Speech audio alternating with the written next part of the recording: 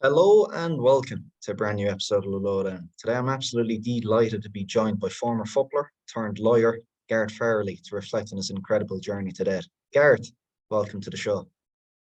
Thanks a million, Connor. It's a pleasure to see you. Gareth, as we begin with everyone, and you're no different, what was your earliest football memory?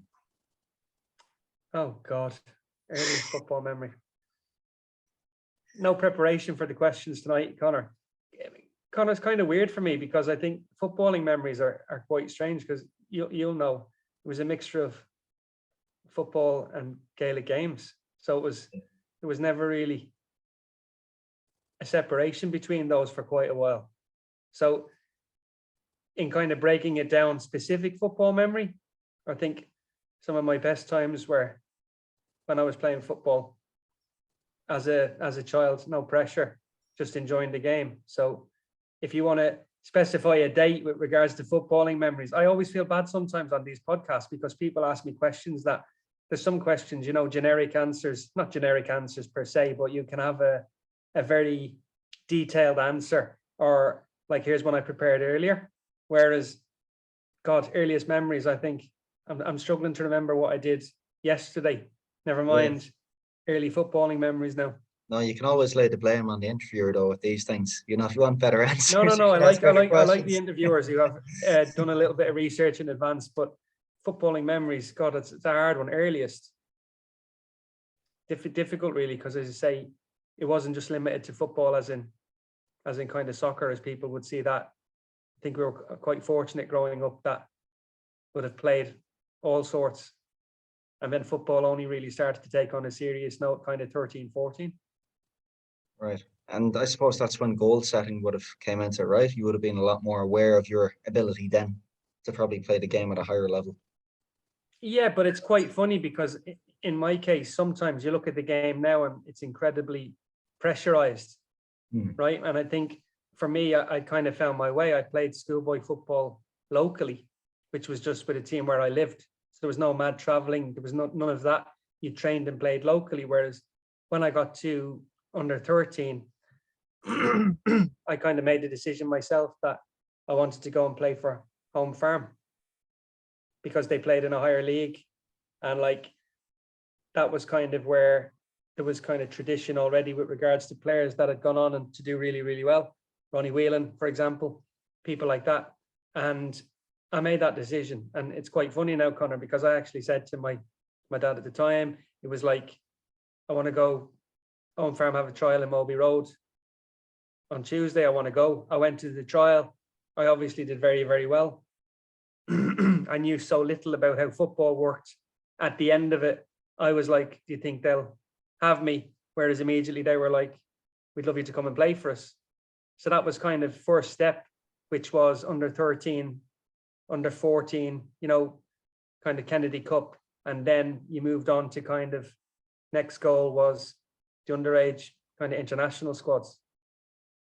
So that was kind of the development. It kind of mapped itself out. I wouldn't say there was overly specific goal setting per se, but it was kind of, I knew kind of what I wanted to do. But if you look, I don't doubt that there wasn't, or that there was pressure on yourself back then too. But if you look at it nowadays, Gareth, you look at it though, it's almost with rose-tinted glasses in a way, with 17, 18-year-olds making their Premier League debuts. And it's almost a relief as opposed to a reward for years of coming through the system, years of development and whatnot. Where I'm trying to go with this, I mean, would you look back at your playing career and reflect more fondly on the earlier days when you're just playing for fun, playing for joy, or when you got, let's say, into the system, playing professional football? No, I think, God, definitely. I'm sure even lots of people you will speak to, I'd be interested to see what the balance or breakdown is of who would say it's fun. I think it stops becoming fun very, very quickly. And I think possibly you have to try and enjoy it as much as you can, whilst recognizing the system and trying to maintain some level of balance within that. And I think that's what's lost now, because the game has moved on so quickly. So again, I'm talking about, in many ways now, for people, a bygone time. There's people out there don't believe that football existed before 1992 when the Premier League started. Equally with regards to youth development, what youth development looked like then, as opposed to what it looks like now, is very, very different. But you talk about 17 or 18-year-olds breaking through, which is obviously incredible. People that may have been in a club environment from 9 years of age, younger in some cases. But there's also another element to that, which becomes nowadays a career can be 6 games. Yeah. Whereas when I played, and it's not like woe be me to bygone times again, but the point is that careers were counted with regards to years. So obviously it's so lucrative and there's so many rewards there now that you may have a situation where a player will benefit financially on a huge level without actually ever playing football. And when I say playing football, what you mean is the perceived route of going through a youth team, developing through the reserves or the under-23 team, and then actually breaking into the first team, but becoming regular within that first team. So I think the game has changed hugely with regards to that. And I think for me, as you know, my life has moved on, and I'm sure we'll talk about that in more detail. But the point is that I give some consideration to that, and I'm always really, really keen to continue to keep my eye in with regards to best practice, with regards to how the game is evolving. But it's a wholly different kind of situation to what I came through at that time. And we're reflecting on a bygone era, so to speak, Gareth. But I mean, did you have any support mechanisms? Did you have anyone to lean on at the time? Did you have any processes yourself to sense make of, you know, an 18, 19, 20-year-old playing Premier League football, going through the rigors and the emotional roller coaster of that? Absolutely not. And even when you say those words now, terminology may have been different back then, but those things didn't exist. But equally with regards to those structures now, we all live or die by the quality of the people we have around us. And football is an incredibly parasitic industry. So you have to be incredible with that, incredibly careful with that. And they're the things you can kind of see now, sense check and be aware of, and have, you know, a unique perspective on based on what your own experiences were. That's the external element. And that's before you start to deal with internally, which is ego, dressing rooms, insecurities, challenges, relationship with players, relationships with coaches, relationships with managers. It's, as I said earlier, it's like it brings a host of different challenges that until kind of you're exposed to that or immersed in that world, irrespective of what somebody tells you, you kind of have to find your own way. And that comes back to the point again, is that as you get older, even if you look to give certain people what you perceive to be good advice, there's always a question as to whether that particular individual is ready for that. Because part of the gift and the curse, if you like, is the fact that certain attributes that have helped them elevate themselves to that level can also be incredibly disruptive. So it's fascinating, Connor. The game is fascinating to me. I still love the game. I love the game, but I don't love everything else around it. Yeah, it's like, who said that quote actually, Gareth? It was last year, it was the year before, someone said, Gareth Southgate mentioned something similar. Yeah, I hate the at industry, one point. I love the game. Yeah, so I think there's certain people within it, and obviously certain people kind of within my peer group or people that I would respect would probably share that similar philosophy. I'm sure people we know, you know what I mean, would share a similar philosophy. Of course, I just find it enlightening, and something which I've been thinking about a lot recently too, Gareth. Though, I mean, are the challenges in which footballers face nowadays, are they similar to the historical ones which were always faced, kind of amplified by social media and, you know, popularized by media nowadays? Or are we just in a totally different and unique area? Well, I think a lot of the questions you asked there are relative to society as a whole, aren't they? So in some ways, football sport is a microcosm of that society. So there are different challenges now. Social media, you mentioned, is an incredible, challenging environment for anybody to navigate. We didn't have that per se, but there were different challenges. And again, a lot of that is dependent on the level you're playing at, the pressure that comes with that, and the expectation you put on yourself. So again, I think maturity plays a big part in that, and having the right people around you. Like I always speak to people now, is that my personality was I was a perfectionist. I still am to some degree, but I'm probably a little bit gentler with myself now. If I played a game and 9 people came up to me after the game and said, you did really well, and one person came up and said I was shit, that was the person I went home with. So it's only as you get a bit older and a bit more mature and a bit more secure that you start to actually relax. And that's again one of the challenges, because football is indiscriminate. It goes so quickly, you blink and your career is gone. I don't harbor or carry regrets with regards to my career, but it's like when you do these podcasts, is that I would speak to a young Gareth Farrelly slightly differently now to the decisions I would have made at critical times. Speak about critical times. If you don't mind, Gareth, could you open up to everyone about the day in which your life was turned upside down, so to speak, from a footballing point of view? Well, not only from a footballing point of view, but from a life point of view as well. You mean my illness? Yeah. Again, speaking to someone about it recently, it'll be 15 years next year. So when you think about time, and you think about time as a gift, I was playing at Cork City at the time, and I was back in the UK for some treatment on a knee injury, and it was my daughter's birthday. It was her 4th birthday, and I was traveling down south to see a physio, and I took ill in my car.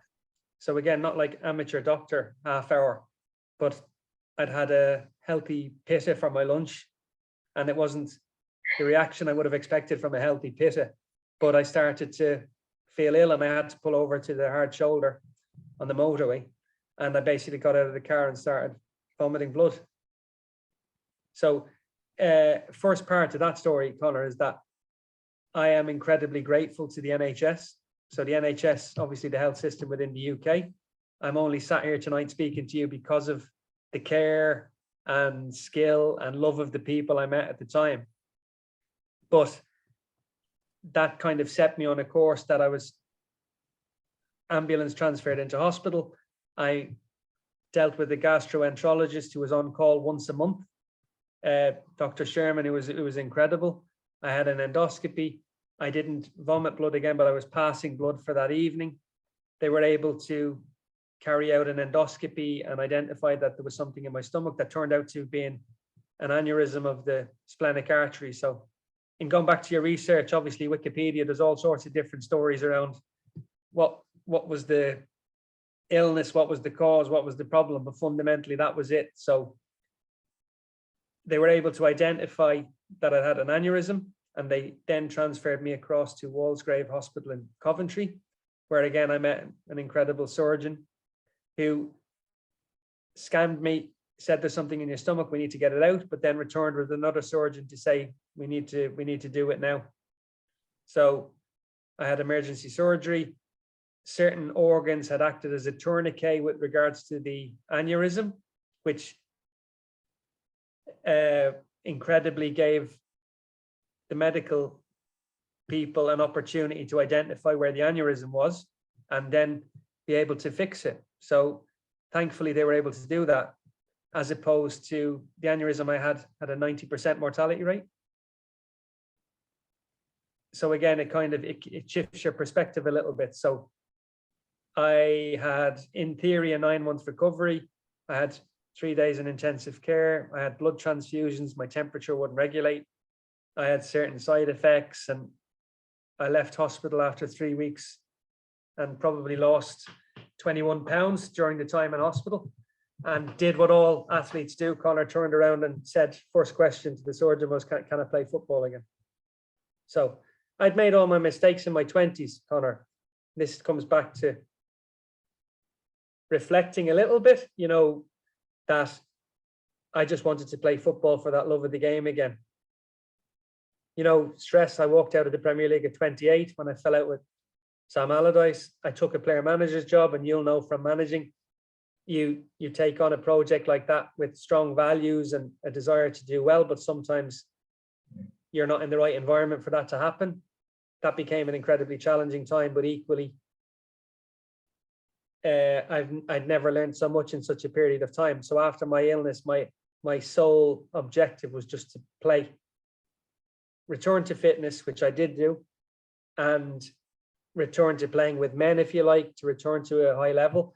And I did that, but I realized that I wasn't going to play in the Premier League or the Championship again. So that was when I started to think about what am I going to do next? Football is such a small part of your life.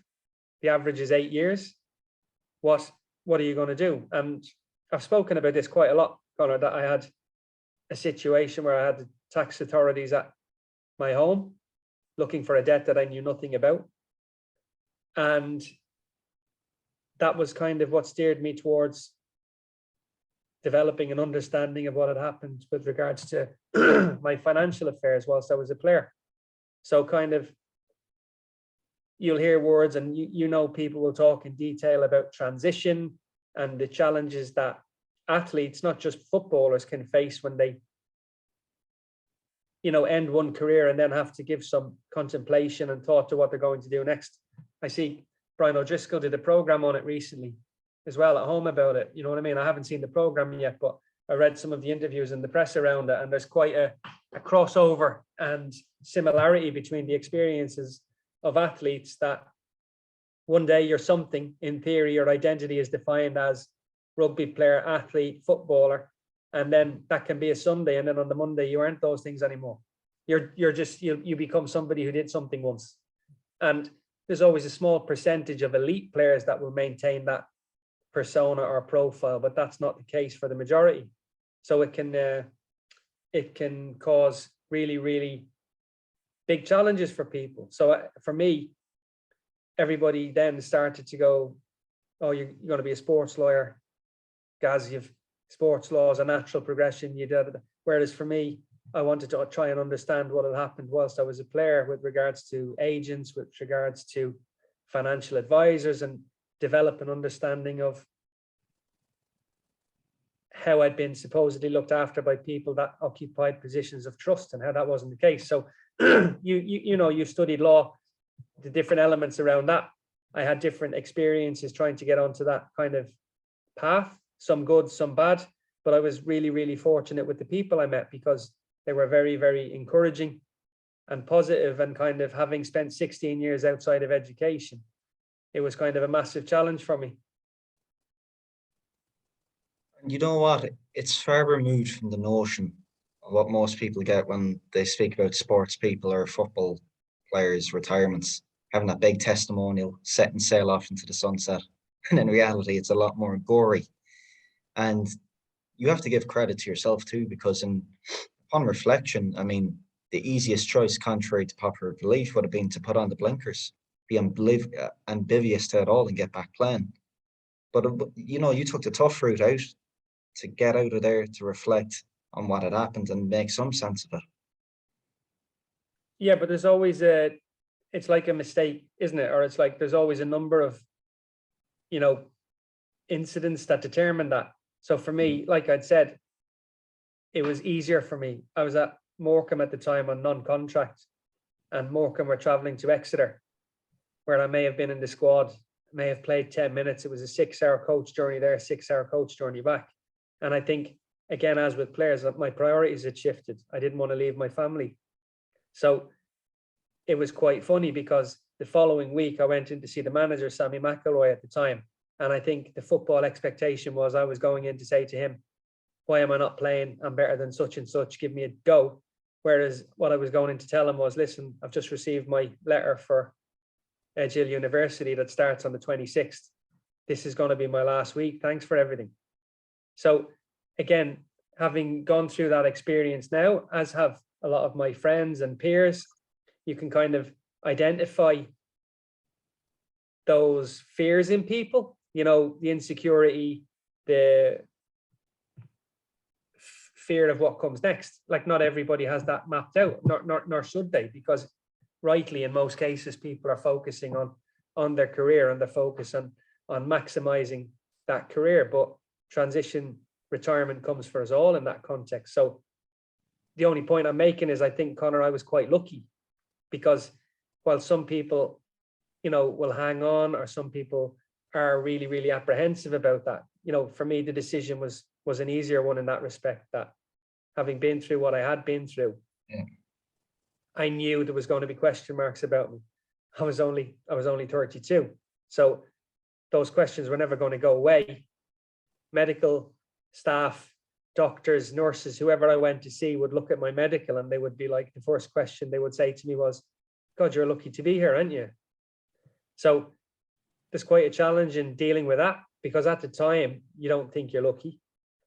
But having got back to football, your first thought is, well, I just want to play, just give me a chance to play. And I got back to a level of fitness where I was probably as fit as I had ever been. But my path was different. And as I say, even within that kind of, you know how challenging the law can be, right? That I liked it. So again, you go back to something as simple as the generic routes that are traveled, which rightly so, manager, coach, pundit, you know, different roles now, and there's so many more roles available. But for me, it was like, in liking something and developing an interest and awakening a desire for learning. I think once you start on that particular journey, that kind of never stops. And you're always looking for something, that next challenge that will stimulate you or take you to another level again. And that's where I feel I've been really, really lucky. So don't get me wrong, Conor, there's days sat in an office where you're thinking, where did it all go wrong or where did it all go right? But I think the overriding position would be one that I'm very, very fortunate that I kind of enjoy parts of the job and what I do now. It's all good to speculate and speak about what ifs, but to obtain the growth that you got from being on the journey you've been exposed to, do you think you needed to go through that trauma, or was there stuff you believe you could have done in hindsight, little processes, habits, procedures you could have inbuilt throughout your career to have had possibly similar desired effect? I think we all suffer trauma, Conor. We all suffer trauma at different times, and we all have different experiences, and everybody has those, and some wear them as scars, and some you don't find out about them until a lot later. I think football, again, is very, very cliched with regards to, you know, words and teams and all of this, but it's probably one of the most individual team sports you'll ever play. So the question comes back then to how well do you really know anybody? You look at successful teams, which are slightly different, but I don't look back, you know, I think I'm quite fortunate. I don't look back on those things as a woe be me, or I wish this or I wish that. I think a lot of that as well comes down to, you know, your individual character, right? But also how much of your identity was associated with what you did before. There were certain parts of football that I could never figure out, and I still can't. So I don't miss those elements. As I said, with regards to my personality, I didn't need a crowd, Conor. I didn't need a crowd to be there in searching to play the perfect game and not give the ball away and create chances and shoot. I could have played in the stadium with nobody there. So that wasn't a driver for me. It was always kind of about the game. So there was periods in my career where you have those, like you talk about presence, but like people will call it the zone or whatever you want to call it. But you have those periods in your career where you're at your best. But for me, given that my personality, I never understood distraction. I never understood that you didn't have to be perfect every time. And then starting from a negative mindset as opposed to a positive one, looking back now, that's where there were gaps. And that's why, with regards to my career, I look at the incredible talent I had. I would have ticked the boxes with regards to achieving everything people set out to do at the start, but I didn't fulfill my talent or my potential. I did on occasion, but not consistently where I should have got to. And does that still eat away at you? No, not at all, because I understand it now. I didn't understand it then. Right. But then, I mean, you look at nowadays, I mean, you qualified as a solicitor in 2018. I heard you in a previous podcast speak about it before. If you don't mind me bringing up the quote, you said, the law appealed to you as you wanted to learn how to think and have clarity of thought. Can you elaborate upon that? Yeah. Because you see, well, we all have opinions, don't we? But sometimes those opinions aren't informed. They're not objective. They're based on our own experiences. So I think the law gives you that ability to look at a particular incident, fact, story and look to disseminate it and look to question it, look to build your argument yourself. And there's also an adversarial element to that. So it's contradictory in some ways, because you go from being at the peak of your craft, if you like, as a professional footballer, international footballer, and everybody thinks you're living the vida loca, but then you step into a whole new world where you're at the bottom of the ladder. And it's not like football where you can just arrive and explode on the scene. The law is totally different, because it's like that journey of building knowledge starts at the earliest period, and people increase their knowledge and their value the longer they do something. So their trajectory is totally different. So again, you have to kind of park your ego, if you like, and recognize what you don't know. So I would think that the law has given me something special with regards to that, because the ability to think is not just, well, hang on, I did something once, so that means my opinion immediately carries some weight or credibility. I think there has to be a little bit more to that. And that's what fascinates me now, even in society, because you listen to a lot of people think, and there's a credibility and a seal of approval given to them based on the fact that they did something a long time ago, not actually on the quality of what they say. Yeah, it's punditry is a perfect example of that. I mean, we like operate. I thought Graham Potter did a fabulous interview at Brighton a few weeks before he left to go to Chelsea, and he was asked a question about their home form, and his response was, "That's such a low resolution question." And I thought it was fabulous, because again, we operate on the premise of such a lowest common denominator. That here was somebody that had the ability that if someone was going to ask him a serious question, he would have been happy to engage with it. But the simple fact is that we're operating at such a level that's such low resolution that there is no stimulation or challenge in that, and it's become acceptable. That's been going for a long while, though, and it's that same. Absolutely. But I'm saying that's why that's what needs to change, and unfortunately at the moment that's not the case. But that's what, even any opportunity to speak to people like yourself or people of a like mind, the system needs to be shaken up a little bit. And unfortunately, we're out of balance at the moment. That was something I was going to ask. I mean, if you zoom out now and take the 40,000 feet view of football as a whole, football as an industry, I mean, is it a case of changing the game, or just get better at playing the current game by the rules? Well, there's a challenge for everybody in that, isn't there? Because that comes down to you as an individual, if you're capable of operating within that system. So if you have a very, very value-based system, there's not many environments that are going to help you survive and thrive. It doesn't exist, because there's such a short-term element to that. And as I say, not best practice in many ways, but the point is, you laminate something, or you say somebody in football is doing something, and automatically there's a perceived credibility around that, which is not necessarily the case. So sometimes you have to scratch below the surface and do a bit more due diligence with regard to understanding that. And I think if you understand that, then you can be a bit more objective as to where you feel is the place for you. And like, it's a war of attrition, isn't it? Because again, you talk about stepping into the game as a young coach, an analyst, or whatever. You look at remuneration, you look at the challenge, you look at the hours, you look at how you're treated. People will do that for a limited time, because they think that this is only a stepping stone until a better step, but that better step may never come.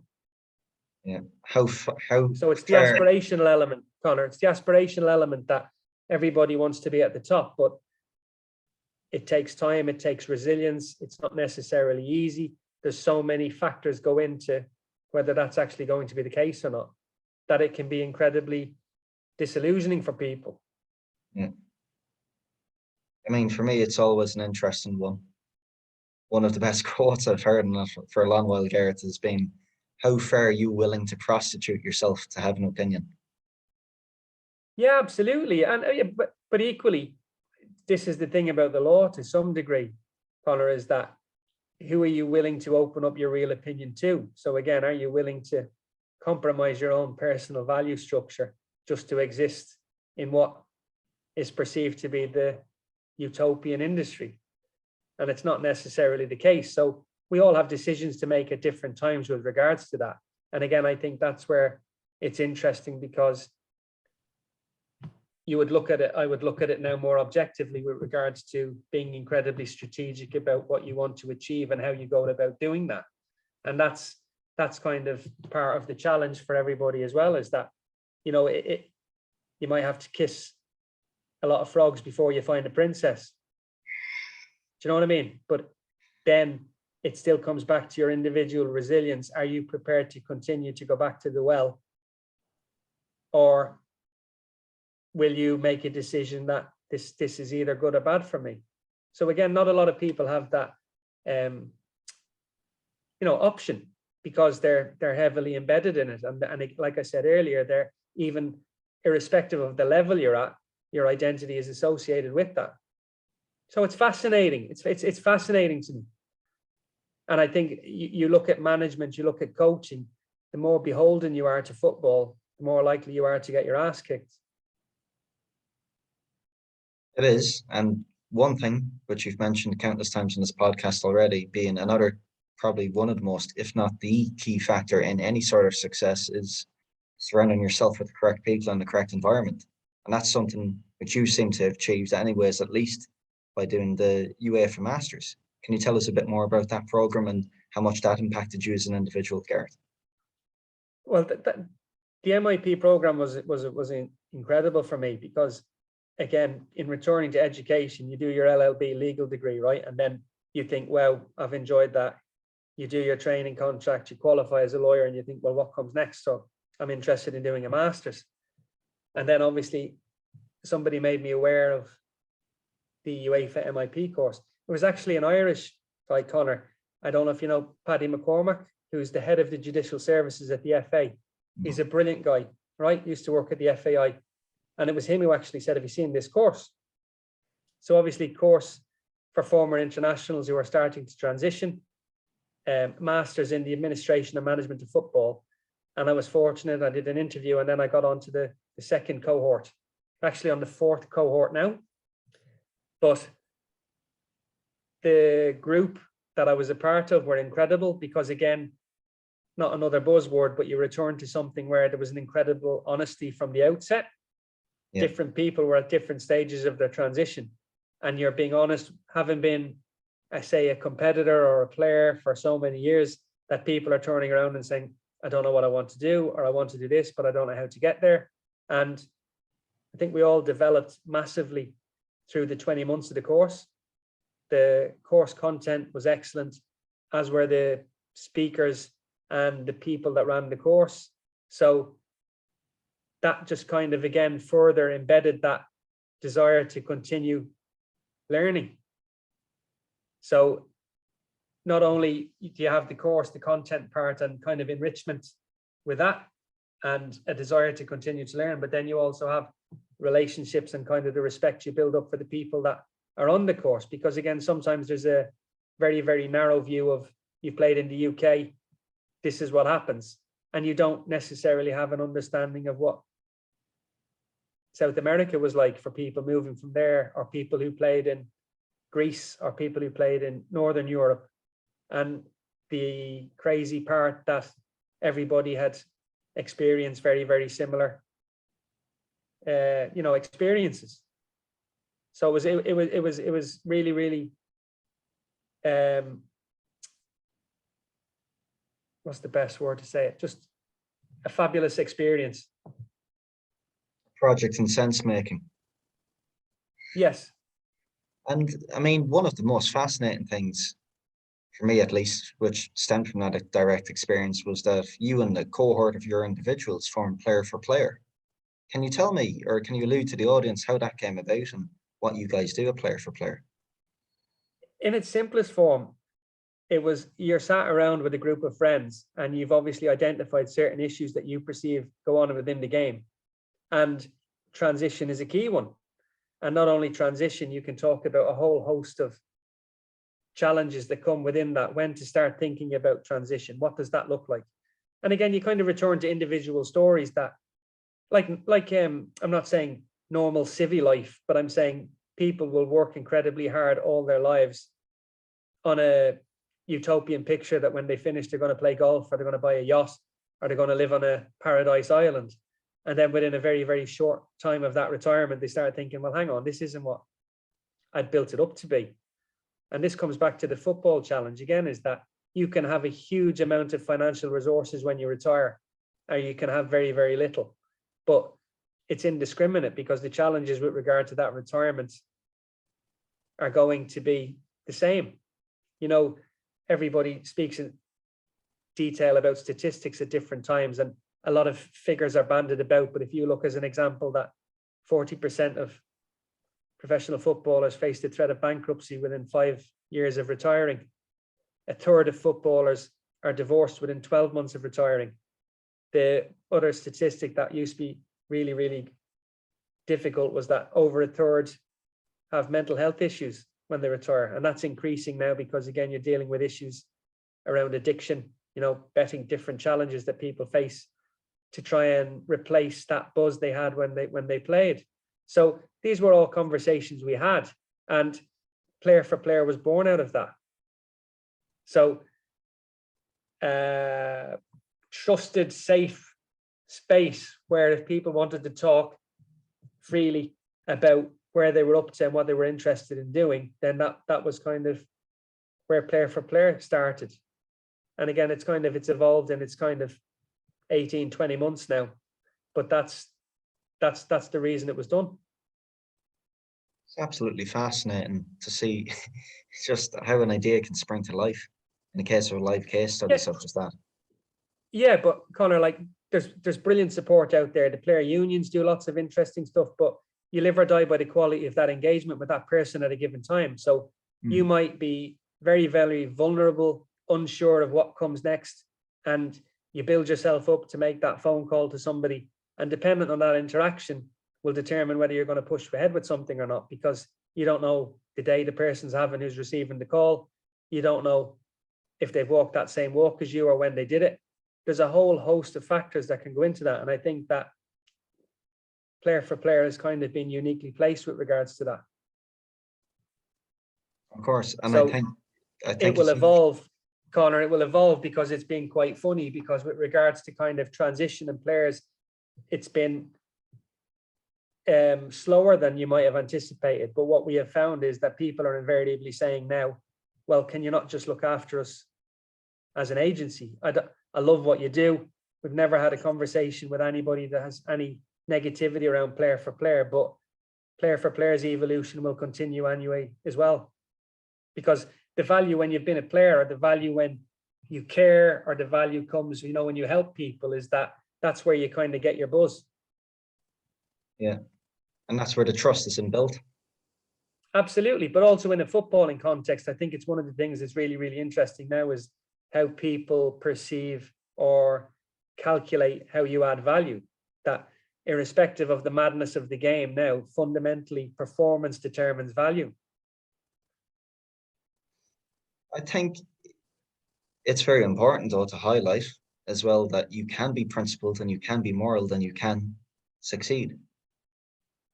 Yeah, but it's difficult. I don't doubt that for 2 seconds. Very, very, very difficult. And again, it takes a lot of energy in a different way, really.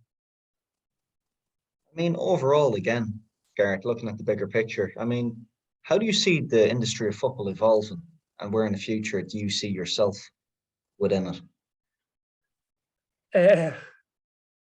Well, you see, the thing for me is, football for me is at the moment is in danger, because I think what's happened is that you see there's a difficulty and there's a challenge in words always when you speak to people, and interpretation. And like I may say something now that people won't listen to the 40 minutes of conversation we've had before this, that they take a particular fact. But the point is, for me, is that non-footballing people are now embedded in the game and have infiltrated the game to such a level that they see it differently.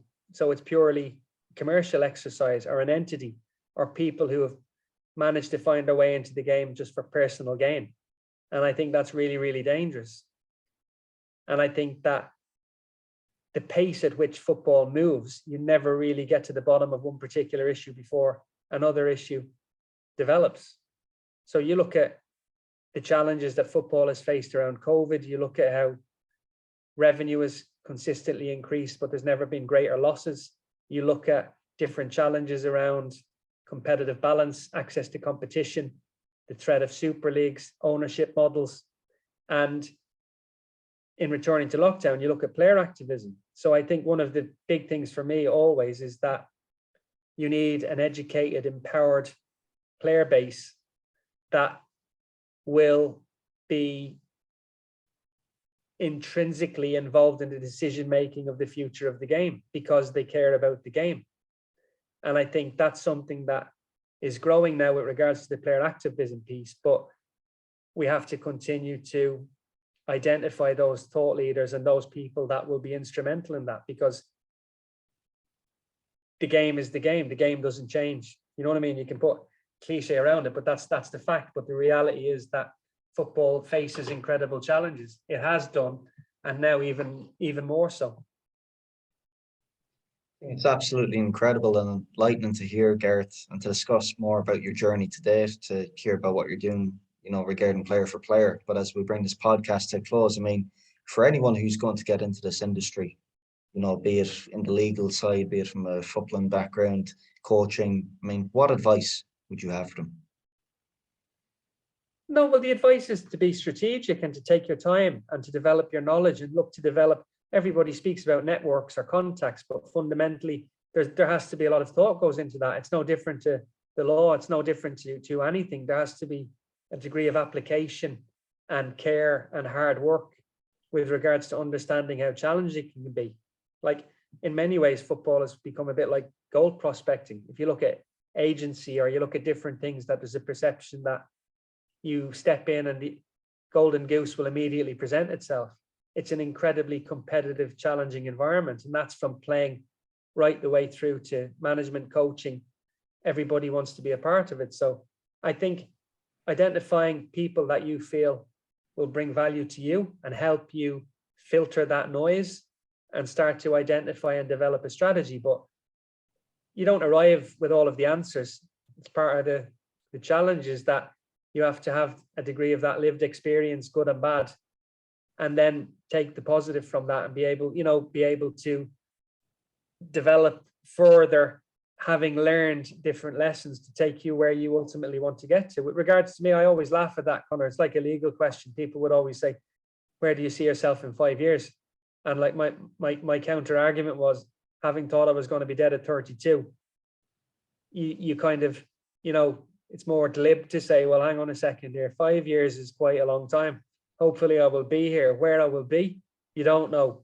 We all crave, you know, purpose, and like we all crave like that challenge and an opportunity to build things. And I'm no different in that respect. As I say, I never envisaged a time where I would be a qualified solicitor. And like when I come up to January next year, that'll be 5 years. I would have never envisaged that. I think I've been incredibly fortunate because opportunities present themselves and continue to present themselves. And again, I'm happy to tell you, obviously, with regards to the podcast, but even with regard to education, that journey doesn't stop. I've just, you know, been offered like a fellowship with Harvard that I'll be starting in the new year. So again, that's something that like I'm really, really excited about. It's the journey with the immortal finish line. No destination. Absolutely, no yeah. destination in sight. Yeah.